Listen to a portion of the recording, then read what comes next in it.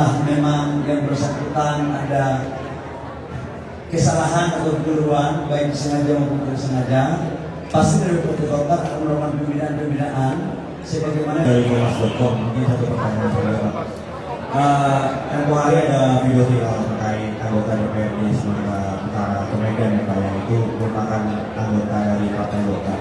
Nah, Pak Bahlil ini sebagai ketua umum, apakah sudah menerima laporan itu? Apakah akan ada sanksi atau upaya terkait kader dari Bapak ini? Terima kasih. Saya sendiri tahu juga dari berita medsos ya, dan kami dari Partai Golkar ikut mendalami dan sambil berjalan, kalau katakanlah memang yang bersangkutan ada kesalahan atau kekeliruan baik sengaja maupun tidak sengaja, pasti dari Partai Golkar akan melakukan pembinaan sebagaimana diatur dalam mekanisme dan aturan main dalam partai. Pak, izin saya dia dari Kabar. Download Tribun X sekarang, menghadirkan lokal menjadi Indonesia.